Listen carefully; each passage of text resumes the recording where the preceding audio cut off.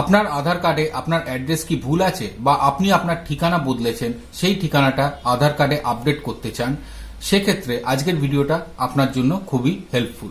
আজকের ভিডিওতে আমি স্টেপ বাই স্টেপ দেখাবো কিভাবে আধার কার্ডে আপনি নতুন অ্যাড্রেস আপডেট করতে পারেন বা কারেকশন করতে পারেন অ্যাড্রেসে যদি ভুল থাকে কিছু, এবং সেটা অনলাইনে কিভাবে করতে হয়। সেক্ষেত্রে দেখতে গেলে বিশেষ করে বয়স্ক লোকেদের ক্ষেত্রে যেমন অনেক জায়গায় যাওয়াটা অসুবিধে, যেমন আধার সেন্টারগুলোতে যাওয়াটা অসুবিধে হয়ে যায় বয়স্ক লোকেদের ক্ষেত্রে, তো তারা বা তাদের জন্য আপনার কোনো ফ্যামিলি মেম্বারের জন্য হলেও আপনি অনলাইনে এই কাজগুলো করে দিতে পারবেন। তা এটার জন্য আপনাকে ল্যাপটপ বা কম্পিউটার থেকে ইউজ করাই ভালো আমি বলবো। এটা মোবাইল থেকেও করা যায়, কিন্তু ল্যাপটপ বা কম্পিউটার থেকে করলে সুবিধা হয়।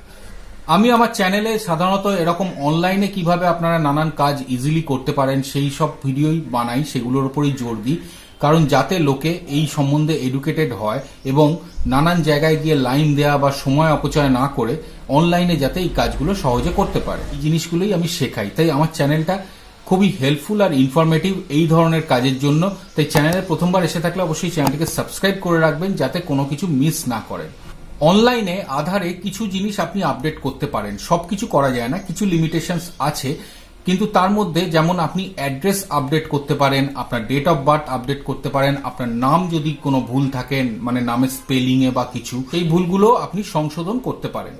এর জন্য আপনার দুটো জিনিস লাগবে। এক হচ্ছে আপনার মোবাইল নাম্বারটাকে ওই আধারেতে রেজিস্টার্ড থাকতে হবে। 2 নম্বর হচ্ছে আপনার একটা সাপোর্টিং ডকুমেন্ট লাগবে। আপনি যে অ্যাড্রেস চেঞ্জ করছেন তার জন্য আপনি কোন ডকুমেন্টটা দিচ্ছেন, একটা ডকুমেন্টের লিস্ট আছে যেগুলো ওখানে অ্যাকসেপ্টেড, যেমন আপনার ব্যাংকের পাসবই হতে পারে, আপনার রেশন কার্ড হতে পারে, বা সরকারি কোনো কাগজ বা পাসপোর্ট হতে পারে। এই ধরনের কিছু তালিকা আছে, সেই কাগজগুলোর মধ্যে যে কোনো একটা ডকুমেন্ট আপনাকে ওখানে আপলোড করতে হবে। তা চলুন আমি কম্পিউটার স্ক্রিনে গিয়ে স্টেপ বাই স্টেপ দেখিয়ে দিচ্ছি এটা কিভাবে করতে হয়। এবার চলে এসেছি আমাদের কম্পিউটার স্ক্রিনে, সেখানে আমি স্টেপ বাই স্টেপ আপনাদের দেখিয়ে দিচ্ছি কি করতে হবে। প্রথমে আপনাকে আধারের যে সেলফ সার্ভিস একটা পোর্টাল আছে সেখানে যেতে হবে, সেটা হচ্ছে ssup.uidai.gov.in। তো আমি এই লিঙ্কটা ডেসক্রিপশনের নিচে শেয়ার করে দেবো, এখান থেকেও যেতে পারেন। SSUP মানে সেলফ সার্ভিস আপডেট পোর্টাল, মানে এখান থেকে আপনারা নিজেরা আপডেট করতে পারেন কিছু করতে হলে, যেরকম আমি বললাম। তো এটা যদি খুঁজে না পান তাহলে আপনি এমনিও গুগলে গিয়ে আধার অ্যাড্রেস আপডেট অনলাইন যদি লেখেন, যেরকম আমি স্ক্রিনে দেখাচ্ছি, সেখানে দেখবেন প্রথমেই যে অপশনটা আসবে SSUPর, ওইটাতে ক্লিক করবেন, করলে এই উইন্ডোটা খুলে যাবে, মানে এই পোর্টালটা খুলে যাবে। এখানে দেখুন আধার সেলফ সার্ভিস আপডেট পোর্টাল লেখা আছে। লেখা আছে কি কি আপনি অনলাইনে আপডেট করতে পারেন, যেমন আমি বললাম নাম, date of birth, gender, address, language, এগুলো। একটু নিচে এলে দেখুন প্রসিড টু আপডেট আধার, আপডেটের অপশন দিয়েছে। তো তার নিচে দেখুন চেক আপডেট স্ট্যাটাস। আপডেট স্ট্যাটাসটা হচ্ছে আপনি অ্যাপ্লিকেশন করার পর ওটা কাজে লাগে। তাই এখন আমরা প্রসিড টু আপডেট আধারে যাব। তার নিচে আমি যাওয়ার আগে একবার দেখিয়ে দিচ্ছি, দেখুন লিস্ট অফ ভ্যালিড ডকুমেন্টস, যেটা বলছিলাম একটা রয়েছে প্রুফ অফ আইডেন্টিটি, মানে আপনার প্রুফ অফ আইডেন্টিটি প্রুফ করার জন্য কি কি লাগবে। এখানে passport, pan card, ration card, voter card, driving licence, এরকম অনেক অপশন রয়েছে। আমি যেহেতু এখন অ্যাড্রেস চেঞ্জ করব, তাই জন্য POA মানে প্রুফ অফ অ্যাড্রেসের ডকুমেন্টসে যদি ক্লিক করি তাহলে ওখানে দেখুন কি দেখাচ্ছে, passport, bank statement, post office account, ration card, voter card, driving licence, এরকম অনেক কিছু দেখিয়ে দিচ্ছে। তা এইগুলো থেকে আপনারা দেখে নেবেন এর মধ্যে কোন ডকুমেন্টটা আপনার কাছে আছে, সেটা আপনাকে সঙ্গে রাখতে হবে এবং স্ক্যান করে রাখতে হবে। তো প্রসিড টু আপডেটে আমি ক্লিক করার পর এইরকম একটা ট্যাব খুলে যাবে, যেখানে দেখুন এখানে 12 ডিজিটের আধার নাম্বারটা চাইছে।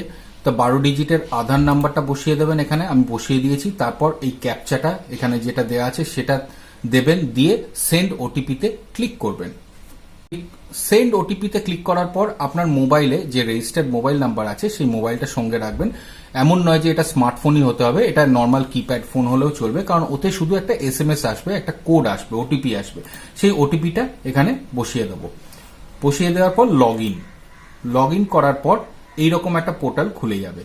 এখানে দেখুন দুটো অপশন রয়েছে, update demographics data including address আর update address via secret code. তা ভায়া সিক্রেট কোডে যাওয়ার দরকার নেই, আমি যেটাতে অ্যারো দিয়ে দেখিয়েছি আপডেট ডেমোগ্রাফিক ডাটা, এটাতে ক্লিক করবেন। ক্লিক করার পর দেখুন এই পোর্টালটা খুলে যাবে। ওপরে আপনার update request for Aadhaar number বলে আধার নাম্বারটা দেখিয়ে দিচ্ছে, এবং এখানে অনেক কটা অপশন দেখিয়ে দিচ্ছে, language, gender, address, email, name, date of birth, mobile number, এরকম, এবং কতগুলো অ্যাটেম্প্ট এখনো বাকি আছে সেটা।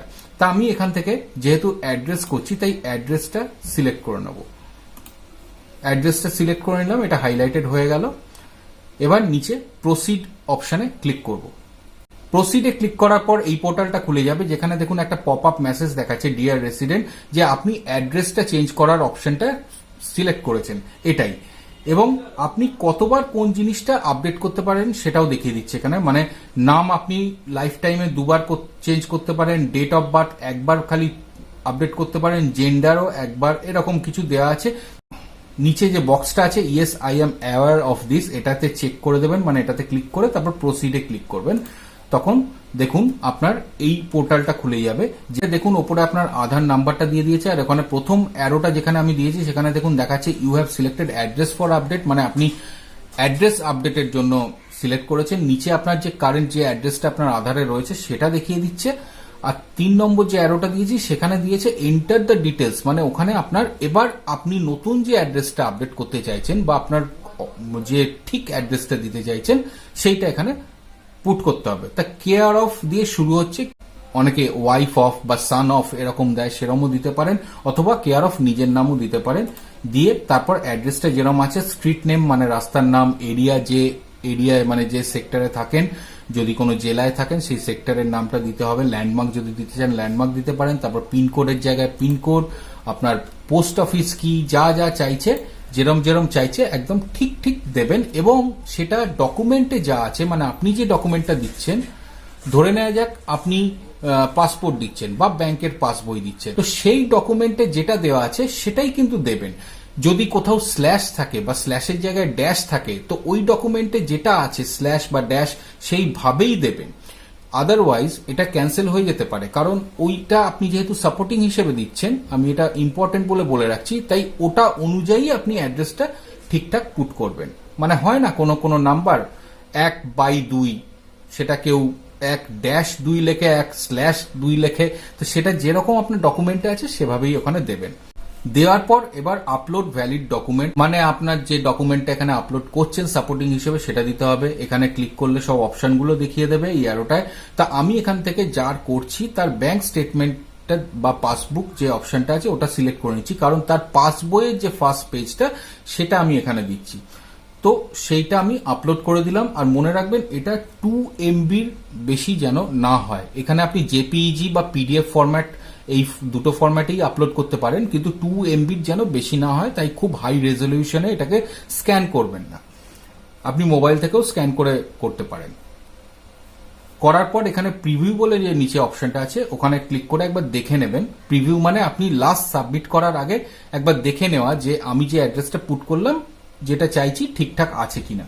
প্রিভিউতে ক্লিক করার পর এই উইন্ডোটা খুলে যাবে। এখানে দেখুন দেখাচ্ছে নিউ কারেক্ট অ্যাড্রেস, দেখুন নিচে আমি একটু হাইড করে দিয়েছি বুঝতেই পারছেন। তো নিউ কারেক্ট অ্যাড্রেস বলে এই অ্যাড্রেসটা দেখাচ্ছে, নিচে আমি যে স্ক্যান করে দিয়েছি সেই স্ক্যান কপিটাও কিন্তু সেটার ছবিটাও দেখিয়ে দিচ্ছে এখানে। তো আমি এখানে চেক করে নিলাম, হ্যাঁ আমি যে অ্যাড্রেসটা চাইছি সেই অ্যাড্রেসটা এখানে দেখাচ্ছে। দেখে নেওয়ার পর আপনি প্রসিড করবেন। প্রসিড করলে আবার আপনাকে ক্যাপচা দিতে হবে, ক্যাপচা দিয়ে সেন্ড ওটিপি দিতে হবে যেরকম অ্যারোতে দেখিয়েছি। তারপর ওটিপি মোবাইলে এসে গেছে, আমি এখানে পুট করে দিলাম। করে এবার মেক পেমেন্ট। এক্ষেত্রে একটা পেমেন্ট করতে হয়, মানে 50 টাকা ওরা চার্জ করে ইনক্লুডিং জিএসটি। এই 50 টাকা চার্জটা অনলাইনে পেমেন্ট করতে হয়, তবে এই অ্যাপ্লিকেশনটা সাবমিট হয়। তো আমি মেক পেমেন্টে ক্লিক করব। মেক পেমেন্টে ক্লিক করার পর দেখুন এখানে অপশন দেখিয়ে দিচ্ছে। তো এখানে যে ব্যাংকটা আপনি সিলেক্ট করতে চান সিলেক্ট করবেন, করে আপনি অনলাইন ট্রানজাকশনে এটা পেমেন্ট করে দিতে পারেন।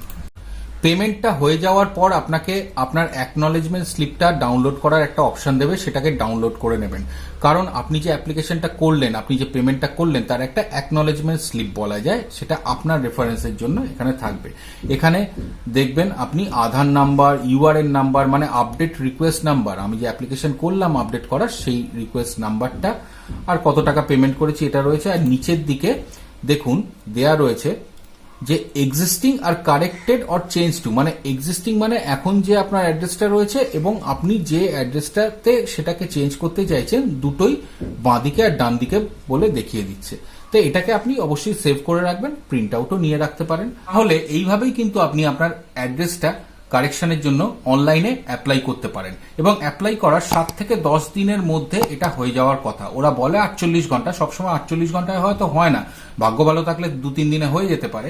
আদারওয়াইজ আপনি মাঝে মাঝে ওখানে চেক করতে পারেন আপনার যে ইউআরএন নাম্বারটা দিয়েছে ওটা দিয়ে। যেরকম প্রথমে দেখালাম যে চেক আপডেট স্ট্যাটাস বলে একটা অপশন ছিল, ওখান থেকে আপনি আবার গিয়ে চেক করতে পারেন।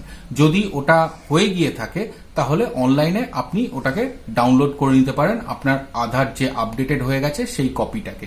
একই রকম ভাবে ক্যাপচা দিয়ে ওটিপি দিয়ে আপনি ওটা ডাউনলোড করতে পারেন। আর যদি দেখেন যে হ্যাঁ ঠিক হয়ে গেছে সবকিছু, তাহলে আপনি যদি চান যে ওইটাকেই আবার আপনি যেরকম আপনার আধারের কপিটা লম্বা যেরকম আমরা পাই সেই কপিতে আপনি প্রিন্ট করে পেতে চান, সেক্ষেত্রে আধারটাকে আবার রিপ্রিন্ট করারও এরকম ভাবে অ্যাপ্লিকেশন করতে পারেন অনলাইনে।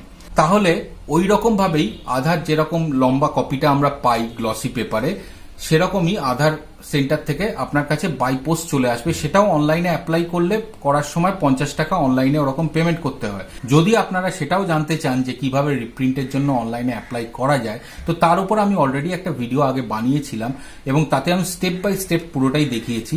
তাহলে আপনারা এই ভিডিওটা দেখে নিন। তাহলে দেখা হবে আবার পরের ভিডিওতে। Till then